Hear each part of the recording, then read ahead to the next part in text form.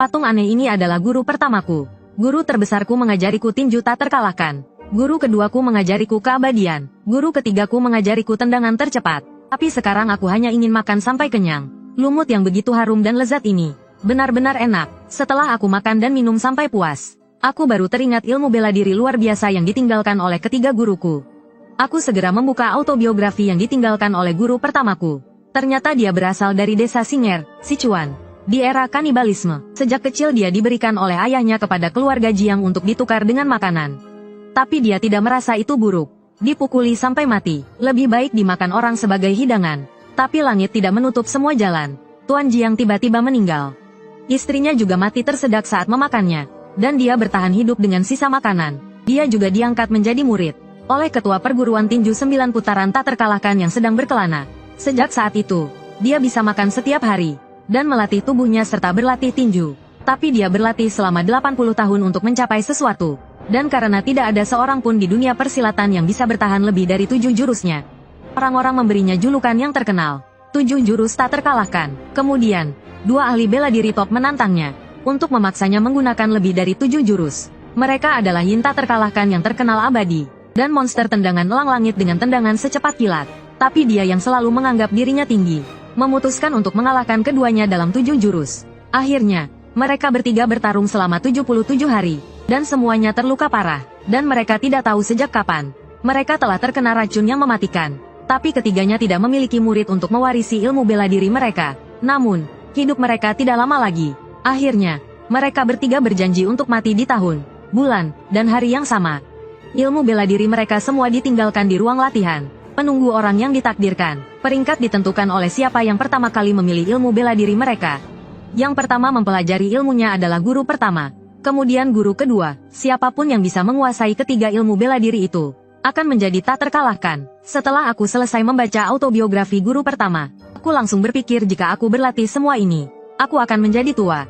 Jadi aku akan menyerah, dan melihat autobiografi yang ditinggalkan oleh guru-guru lainnya. Tapi saat aku meletakkannya, aku menemukan bahwa autobiografi guru pertama masih memiliki satu baris kecil.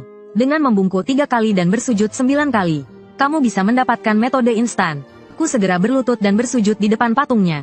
Lalu aku membuka kotak harta karun yang dia tinggalkan, untuk melihat rahasia ilmu bela dirinya. Tapi saat aku mengulurkan tangan untuk mengambilnya, patung guru pertamaku bergerak, dan meraih tanganku. Lalu tangannya yang lain terangkat, dan menekannya di kepalaku. Aku merasakan energi internal yang kuat, mengalir ke tubuhku, dan kata-kata guru pertamaku muncul di benakku. Orang yang ditakdirkan, jangan takut, ini disiapkan untukmu, dalam 100 hari. Dengan begini, latihan selama ratusan tahun bisa kupindahkan seluruhnya padamu. Jurus-jurus bela diri akan langsung masuk ke dalam otakmu. Ilmu dalam juga akan dipindahkan ke tubuhmu melalui intisari. Ilmu bela diri terkuat perguruan ini. 10 masa energi tanpa batas sudah terkumpul di Dantian.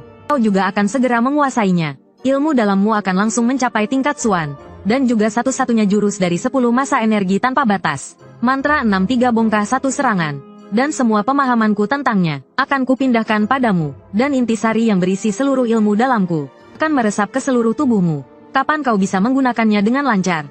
Tergantung pada usahamu sendiri. 100 hari kemudian, kau akan bersyukur telah memilihku sebagai gurumu. Ingatlah, ilmu bela diri tidak bisa dikuasai dalam semalam. Setelah menerima latihan 100 tahun guru besar, dahak 100 tahun langsung terbatuk keluar dari mulutku. Lalu, patung guru besar perlahan-lahan runtuh. Akhirnya menjadi debu. Aku segera bersujud beberapa kali. Sambil memegang abu guru besar, aku bersumpah dalam hati untuk mematuhi ajaran leluhur. Dan menjadikan perguruan 9 putaran tak terkalahkan sebagai perguruan terkuat di dunia persilatan. Saat itu, seluruh tubuhku berderak. Merasakan rasa sakit yang dialami guru besar saat memurnikan ilmu dalamnya menjadi intisari. Metode kultivasi yang hampir seperti ilmu hitam ini, pasti disertai rasa sakit, seperti jiwa yang terkoyak dan kram yang menyiksa. Tapi 10 masa energi tak terkalahkan adalah ilmu pelindung tubuh, dan juga ilmu dalam. Ini adalah dasar dari jurus 63 serangan kilat. 63 serangan kilat memiliki 9 jurus, yang juga dikenal sebagai 9 rantai petir. Jurus ini terdiri dari 9 jenis tinju, yang dibagi menjadi 2 bagian. Rantai 6 formasi energi ilahi, dan 3 kejutan pembuka langit. Karena itulah disebut 63. Tapi 63 serangan kilat hanya bisa digunakan setelah rantai 6 formasi energi ilahi selesai. Setelah itu, baru bisa digunakan 3 kejutan pembuka langit. Ini adalah jurus tinju yang kekuatannya bertambah setiap pukulan. Tapi jurus kedua baru bisa dikeluarkan setelah jurus pertama. Tidak bisa langsung menggunakan jurus ketujuh setelah jurus kedua. Setelah mencapai tingkat ke-8, baru bisa langsung dimulai dari jurus ketujuh. Tapi mulai dari jurus ketujuh 3 kejutan pembuka langit. Kekuatannya bertambah 2 kali lipat dari jurus ke-6. Jadi, kekuatan tingkat ke-9 tidak terukur. Selain itu, jurus ini tidak memiliki pola khusus. Melepaskan pukulan adalah jurusnya, tapi jurus yang disebut tak terkalahkan ini juga punya kelemahan, yaitu, setelah menggunakan semua jurus, seluruh energi dalam akan habis. Artinya, jika tidak bisa mengalahkan musuh dalam 9 jurus, maka yang mati adalah diri sendiri. Dan untuk menggunakan rantai 6 formasi energi ilahi dengan bebas, harus menguasai 10 masa energi tak terkalahkan. Sampai tingkat ke-7, aku pun mulai fokus mempelajari 10 masa energi tak terkalahkan. Dengan usaha keras, akhirnya, aku bisa menstabilkan intisari ilmu tak terkalahkan yang ditinggalkan guru besar. Tapi aku masih harus mengatasi kelemahan mati setelah 9 jurus. Aku pun kembali mencari-cari autobiografi guru besar. Lalu, kutemukan sejarah perkembangan aliran tinju tak terkalahkan 9 putaran kita. Ternyata ilmu bela diri aliran kita berasal dari ilmu bela diri dasar bernama gelombang maju. Wangxi, pencipta ilmu dasar ini, pernah berkata, tidak ada ilmu bela diri yang tak terkalahkan di dunia ini. Tapi pemimpin pertama aliran kita, Xuanji, hanya ingin melampaui perkataan Wangxi. Berdasarkan gelombang maju, ia menciptakan teori tak terkalahkan dalam 10 jurus. Tapi dia butuh 60 tahun hanya untuk menciptakan teori ini. Menyadari ia tak bisa menyelesaikannya sendiri, ia menyerahkan tugas ini kepada muridnya, Zigong. Pemimpin kedua, Zigong, dulunya adalah seorang biksu muda. Setelah mempelajari teori Xuanji selama 100 tahun, yang bisa digunakan untuk melancarkan serangan cepat 6-3. Namun, Zigong tak bisa melawan usia tua. Ia mewariskan ilmunya kepada muridnya, Li Zisu, lalu meninggal.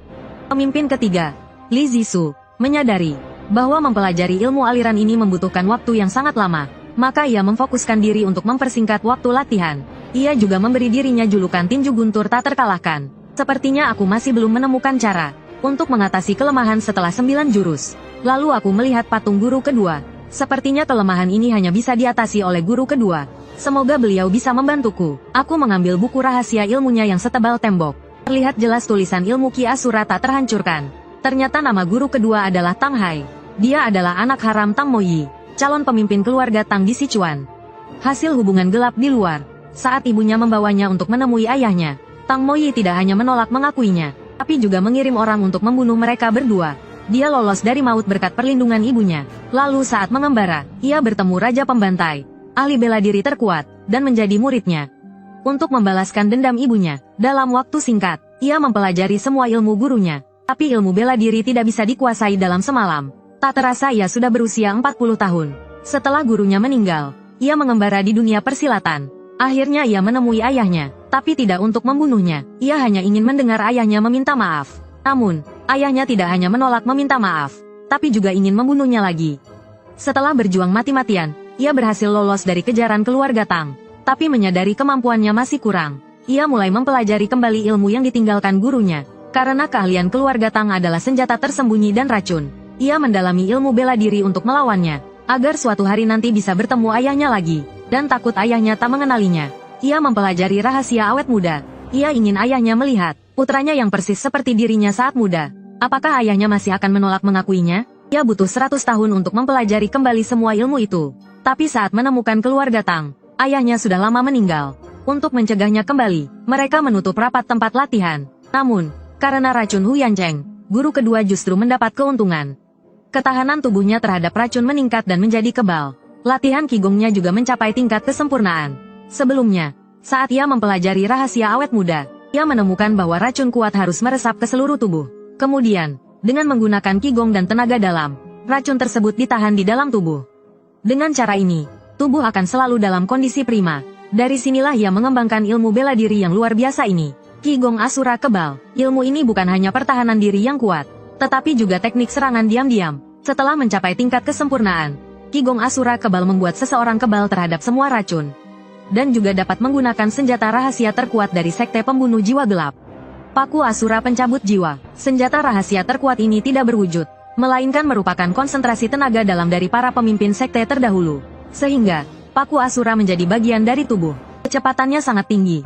Tak ada ahli yang bisa menghindarinya. Kekuatannya dapat menembus pertahanan terkuat sekalipun. Karena Qigong Asura Kebal guru kedua mencapai tingkat kesempurnaan, ia mencapai tingkat keabadian. Tubuhnya menjadi seperti patung. Namun, ia tetap tak dapat melawan usia. Ketiganya pun berjanji untuk bermeditasi dan berubah menjadi patung batu untuk mengakhiri hidup mereka. Saat itulah aku mengerti, ruangan latihan ini dibuat untuk mencegah Hu Yancheng mencuri ilmu bela diri mereka. Aku pun mulai mempelajari Qigong Asura Kebal untuk memperbaiki kelemahan tinju dewa tak terkalahkan 9 jurus. Aku berlatih tinju dewa tak terkalahkan 9 putaran di pagi hari, dan Qigong Asura Kebal di sore hari.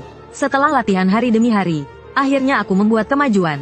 Aku kemudian mengambil paku Asura pencabut jiwa yang ditinggalkan guru kedua. Namun, detik berikutnya, paku itu langsung menembus tubuhku. Merasakan tenaga dalam yang kuat menyebar ke seluruh tubuhku. Aku segera mulai menyerap senjata rahasia terkuat ini. Setelah 7 hari 7 malam berusaha, akhirnya aku berhasil menyerap semuanya. Aku bahkan bisa sedikit mengendalikan senjata rahasia yang mengerikan ini.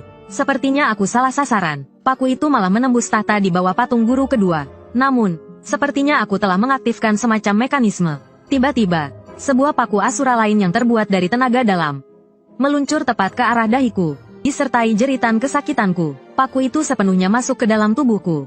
Aku pun ambruk tak berdaya di lantai. Namun, pikiranku seakan memasuki dunia yang lebih dalam. Saat aku terbangun, aku menduga itu adalah tenaga dalam yang ditinggalkan guru kedua untukku. Setelah aku menyerapnya sepenuhnya, patung guru kedua pun berubah menjadi debu dan menghilang. Aku pun mulai mencerna ilmu bela diri guru besar. Akhirnya, setelah latihan keras siang dan malam, selama 2,5 tahun, aku berhasil menguasai semua ilmu bela diri mereka. Lalu teringat guru ketiga, sudah waktunya mempelajari ilmu bela diri tertingginya. Lalu ia bersujud 3 kali 9 kali. Ternyata guru ketiga bernama Wuki. Karena saat kecil ia tampan dan juga cepat larinya, ia dikirim keluarganya ke Hunan untuk menjadi budak di keluarga Su, yang terkenal dengan teknik gerak kaki, langkah, dan tubuhnya. Namun ia malah ditugaskan melayani selir kesayangan kepala keluarga. Selir itu jatuh cinta padanya saat ia berusia 15 tahun, dan menjadikannya gundik. Namun sejak kecil ia memiliki mimpi, yaitu menjadi pendekar hebat. Ia membujuk selirnya untuk mencuri kitab rahasia ilmu bela diri keluarga Su. Ilmu bela diri keluarga Su sangat cocok untuknya yang berkaki panjang dan cepat. Namun ketika ia mencapai tingkat tertentu, tidak ada lagi ilmu bela diri yang bisa dipelajarinya. Agar bisa mempelajari ilmu bela diri yang hanya bisa dikuasai kepala keluarga Su, ia mulai mendekati putri tunggal kepala keluarga, Su Yao Yao. Namun hal ini diketahui selirnya. Akhirnya, selirnya melaporkan hal ini kepada kepala keluarga. Setelah kepala keluarga Su Jinfeng tahu, ia murka dan menghukum mati selirnya dengan dicabik 5 kuda. Dengan bantuan putrinya, guru ketiga berhasil melarikan diri dengan susah payah. Tetapi kehilangan satu lengannya. Setelah itu, ia fokus mempelajari ilmu bela diri. Setelah 60 tahun berlatih keras, akhirnya ia mencapai tingkat tertinggi. Lalu dengan mudah ia mengalahkan Su Jinfeng, yang sudah berusia 100 tahun. Karena perselisihan di masa lalu, guru ketiga memilih untuk menghancurkan keluarga Su, dan membunuh kepala keluarga terakhir di tempat. Melihat hal ini, putri Su Jinfeng, Su Yao Yao, langsung mengakhiri hidupnya sendiri, karena ia mengatakan bahwa kepala keluarga terakhir adalah putra guru ketiga. Setelah itu, guru ketiga dihantui mimpi buruk setiap hari, dan menjadi gila. Ia dijuluki oleh orang-orang di dunia persilatan sebagai si kaki aneh elang terbang. Akhirnya ia bertemu guru pertama dan guru kedua, dan berlatih ilmu bela diri dengan mereka setiap hari sambil menyesali masa lalunya. Ilmu bela diri guru ketiga hanya ada 3, yaitu Ki Feng ikan petir yang memberinya kaki tercepat, tendangan angin puyuh 8 kematian yang menggunakan teknik kaki untuk menekan lawan, dan Ki ilahi menghilang 7 langkah yang merupakan perpaduan serangan dan pertahanan. Aku langsung berpikir, pantas saja guru pertama dan kedua tidak mewariskan teknik gerak tubuh dan langkah.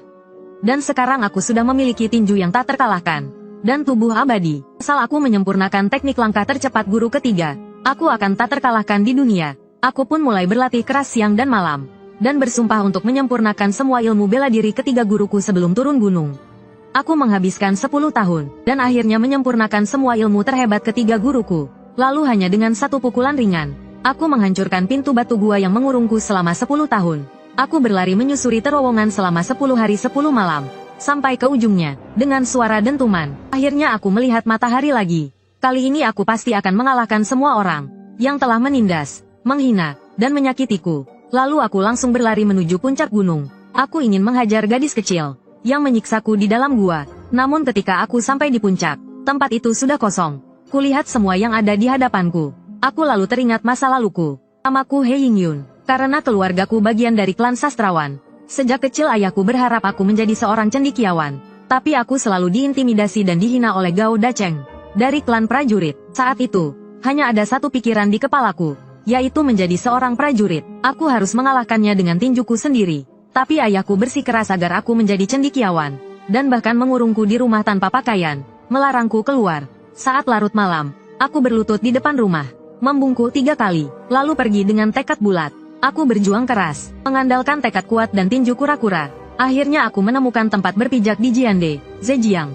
Di sana, aku bertemu sekelompok orang sebaya yang senasib. Kami berdelapan membentuk Hei Long Tang, dan menamakannya 8 kepala naga hitam. Akulah ketuanya. Suatu hari, setelah aku mengalahkan seorang pria dewasa yang tinggi besar, aku diincar oleh seorang ahli misterius.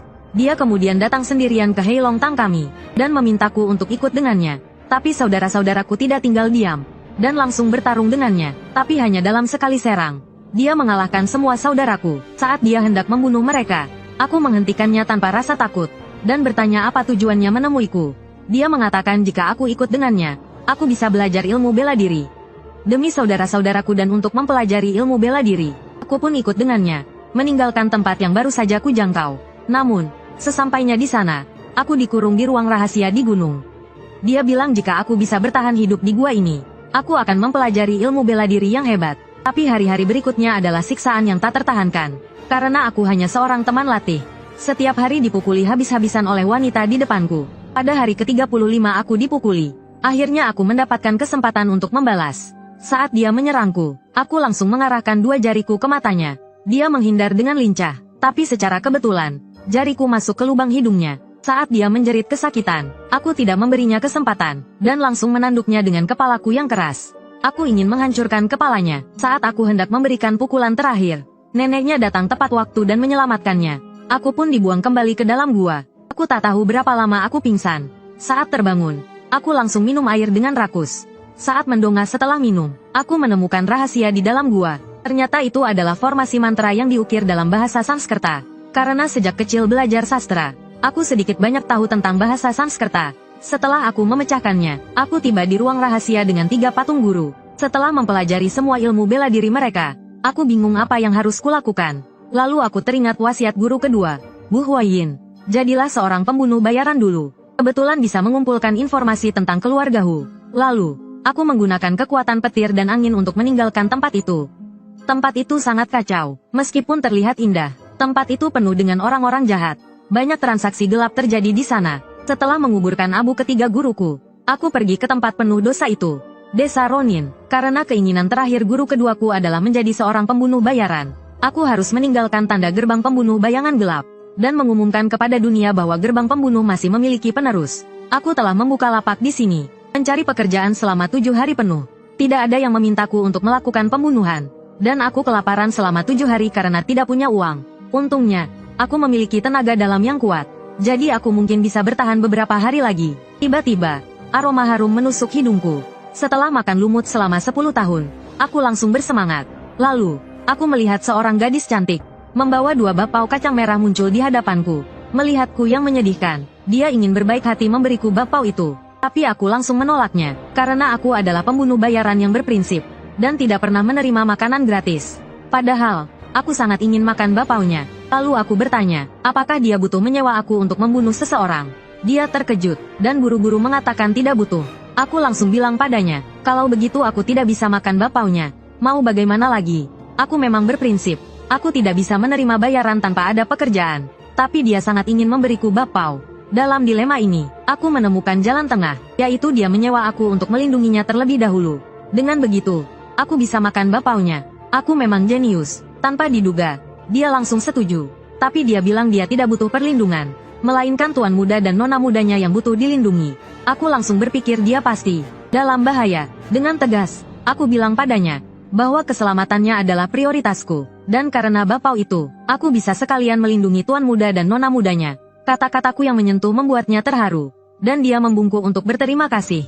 Saat hendak pergi, dia memberitahuku jika aku ingin mendapatkan pekerjaan, aku bisa pergi ke tempat bernama Heizanshi. Aku langsung tersadar, bagaimana aku bisa melupakan tempat itu? Aku langsung berdiri dan bersiap pergi. Tapi aku tidak tahu di mana Heizanshi berada. Aku diam-diam muncul di samping seorang raksasa yang sedang berbuat jahat, dan dengan serius bertanya lokasi Heizanshi. Aku hanya bertanya jalan, tapi dia malah mengangkat tinjunya yang besar dan memukulku. Ini membuatku Seorang ahli, sedikit marah. Aku menyentuhnya sedikit di pinggangnya. Dan dia langsung kejang-kejang dan berbusa. Lalu dia roboh ke tanah. Aku bertanya lagi dengan galak. Di mana Heizanshi yang terkuat? Dia lalu menunjuk ke titik tertinggi desa Ronin. Ternyata di sana, dia adalah kepala Heizanshi terkuat di desa Ronin. Keahlian Sugugongnya sudah mencapai tingkat kesempurnaan. Tapi setiap pagi dia masih bersikeras melakukan senam radio untuk melatih tubuhnya. Namun, dia sama sekali tidak menyadari bahwa aku sudah duduk di sampingnya dan mengamatinya sejak lama. Ketika aku memainkan kenari di tanganku hingga berbunyi krek-krek, barulah dia menyadari keberadaanku. Dan dia bahkan tanpa rasa takut bertanya siapa aku dan ada urusan apa. Aku langsung memperkenalkan diri sebagai pembunuh bayaran, Yayun, yang namanya akan segera mengguncang dunia. Tapi dia malah menganggapku orang gila dan hendak mengusirku. Aku langsung meremukkan kenari di tanganku, dan mengancamnya. Memberitahunya aku datang untuk menerima tugas. Jika dia tidak memberiku pekerjaan, maka dia akan seperti kenari ini.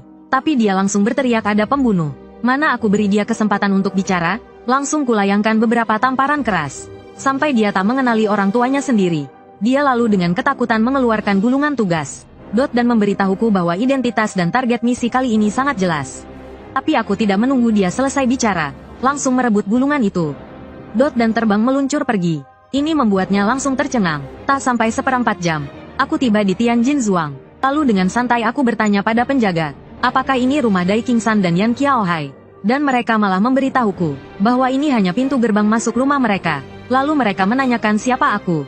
Aku langsung memperkenalkan diri sebagai pembunuh bayaran, Yayun, yang datang untuk membunuh tuan rumah mereka. Ini langsung membuat mereka tertawa. Mana ada pembunuh bayaran yang terang-terangan masuk lewat pintu utama di siang bolong? Lalu mereka hendak mengusirku, tapi aku hanya menyentuh dahi mereka dengan ringan. Dan mereka langsung roboh tak sadarkan diri. Lalu aku seperti angin melewati penjaga lainnya. Dan sampai di depan gerbang yang terbuat dari kayu eboni hitam. Langsung kugunakan jurus Jiang Mojin Gangbeng. Dan menghancurkan seluruh gerbang hingga berkeping-keping. Aku dengan santai masuk ke dalam. Tapi aku menemukan sekelompok penjaga yang sedang berlatih. Memandangku dengan tercengang. Sebelum aku memperkenalkan diri, ku dengar penjaga di luar berteriak ada penyusup. Ini membuat suasana menjadi canggung. 300 penjaga langsung hendak menghabisiku di tempat. Tapi bagaimana mungkin seorang ahli seperti aku takut pada mereka? Aku langsung mengalirkan tenaga dalamku yang kuat ke seluruh tubuhku. Melihat para penjaga seperti binatang buas yang menyerbu ke arahku, aku langsung mengepalkan kedua tinjuku. Lalu aku mengacungkan jari tengahku, dan menyerbu mereka. Aku bergerak cepat di antara mereka. Gerakan tubuhku yang aneh membuat mereka tak bisa mendekatiku.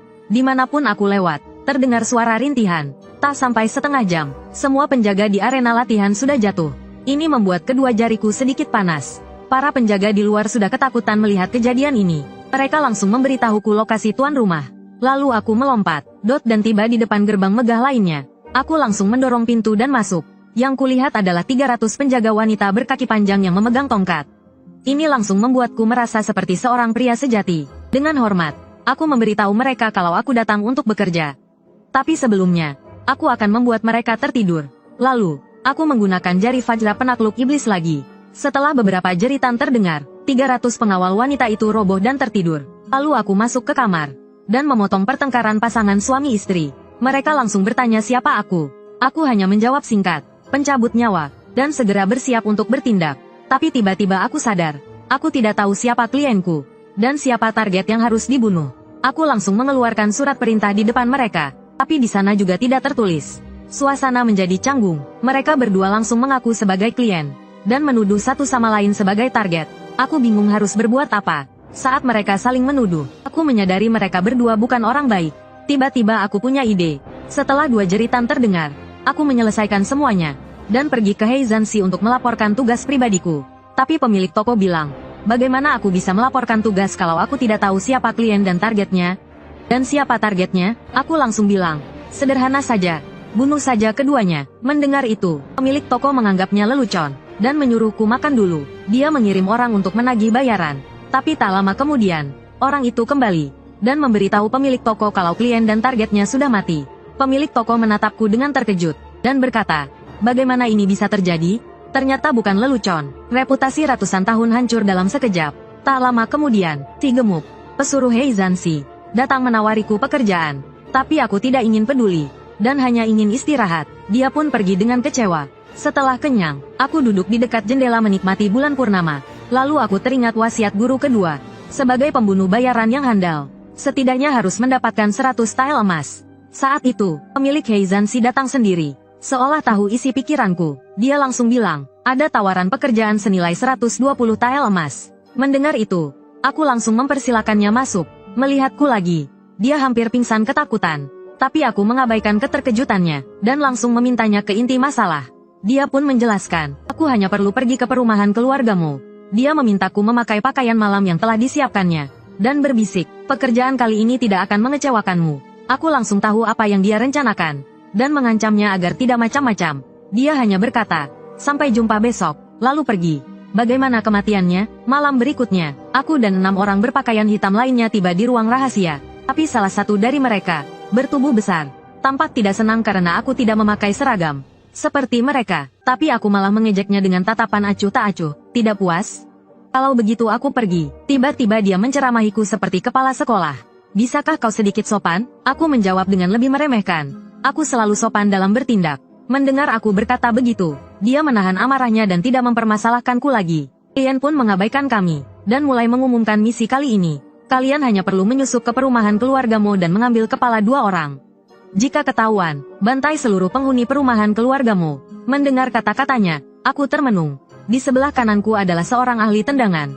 Di sebelah kiriku, senjatanya adalah pedang golok, jadi dia ahli pedang. Pria besar di depanku, sekilas terlihat, adalah petinju sepertiku, sedangkan pria kurus di sampingnya. Melihat belatinya, sepertinya seorang pembunuh bayaran. Dan pasangan pria dan wanita yang memberi kami misi ini, juga merupakan ahli di antara para ahli. Sepertinya misi ini akan sulit. Meskipun aku tidak tahu perumahan keluargamu, seberapa kuat kelompok itu, tapi dengan kekuatan kami bertujuh, menghancurkan sebuah perguruan, itu sangat mudah. Setelah klien memberi instruksi, kami segera berangkat ke perumahan keluargamu pada pukul 3 dini hari. Tapi ketika mereka tiba di titik pertemuan, dan bersiap untuk menyusup diam-diam, mereka menyadari ada 1 orang yang hilang. Tiba-tiba terdengar suara ledakan dari perumahan keluargamu. Ini mengejutkan mereka. Terlihat aku sendirian, dengan tangan kosong telah mendobrak gerbang perumahan keluargamu. Melihat ini, mereka menganggapku gila. Tapi mereka tidak bisa berbuat apa-apa. Mereka segera mendekatiku. Setelah aku masuk ke perumahan keluargamu dengan terang-terangan, aku tidak melakukan pembantaian, hanya melumpuhkan penjaga yang menghalangi jalanku dengan jurus titik tekanan. Tapi para pembunuh lain yang mengikutiku, tidak ingin mengampuni siapapun. Terlihat pria yang menggunakan pedang golok, langsung membelah penjaga yang lumpuh menjadi 2. Tapi pedangnya tidak ternoda setetes darah pun. Teknik pedang yang aneh ini sungguh menakjubkan. Aku langsung muak dengan tindakan mereka. Sungguh menjijikkan. Kemudian, aku bertarung dengan para penjaga yang sudah berkumpul. Aku bergerak di antara mereka, menggunakan jurus titik tekanan tanpa membunuh siapapun. Tapi ke-6 orang lainnya masih tidak ingin meninggalkan siapapun hidup-hidup. Mereka membunuh semua penjaga yang menghalangi. Tidak lama kemudian, mereka berhasil mengalahkan semuanya. Tapi saat itu, terdengar suara pecahan dari kamar di belakangku. Aku segera pergi ke kamar itu. Terlihat 2 pembunuh sedang menatap seorang pria telanjang. Di samping mereka tergeletak pelayan yang baru saja dibunuh. Aku memperhatikan dengan seksama. Bukankah pria ini orang yang memberiku 2 bakpao kacang merah Xiao Sui sebelumnya? Aku segera memeriksa kamar itu, dan tidak menemukan Xiao Sui. Aku merasa lega. Sepertinya misi ini tidak sesederhana itu. Tapi saat itu, pembunuh di sampingku langsung menyerangnya. Aku langsung menggunakan jurus taring ular. Kutahan mereka berdua. Mereka tampak terkejut. Tapi aku tak peduli. Aku langsung berkata pada pria di belakangku, untung kau tidak menyentuh Yuki. Kalau tidak, kau sudah mati. Aku menyuruhnya segera berpakaian. Lalu aku menatap kedua pembunuh yang siap menyerang lagi. Pergi kalau kalian tidak ingin mati. Aku akan melindungi orang ini hari ini. Mereka pikir aku bercanda. Dengan tak percaya, mereka berkata, apa kau tidak tahu aturan desa Ronin? Pengkhianat akan langsung dihukum mati. Tentu saja aku tahu, tapi aku tak peduli. Karena sebelumnya aku sudah menerima permintaan Yuki. Bagiku, semua ada urutannya. Aku punya prinsip. Pembunuh bertubuh besar itu merasa bisa mengalahkanku. Dia tiba-tiba menyerangku, tanpa panik. Aku menggunakan jurus guru ketiga, kilatan angin badai. Tendanganku secepat kilat, menghujaminya dengan bayangan tendangan. Setelah menendangnya beberapa meter, aku langsung berpindah ke samping pembunuh kurus, bersiap menghabisinya. Tapi dia juga ahli. Tidak semudah itu. Dia menyadari keberadaanku, dan segera menusukku dengan pedangnya. Namun, dia hanya menusuk bayanganku. Dia terkejut karena mengira telah berhasil. Padahal aku sudah menusuk jantungnya. Dia mana tahu betapa hebatnya jurus guru ketiga. Selama aku tidak beradu langsung, tak ada yang bisa mendekatiku. Setelah menghalau mereka, aku bersiap membawa pria itu pergi. Tapi si pembunuh besar tak menyerah. Dia langsung menerjang pria itu.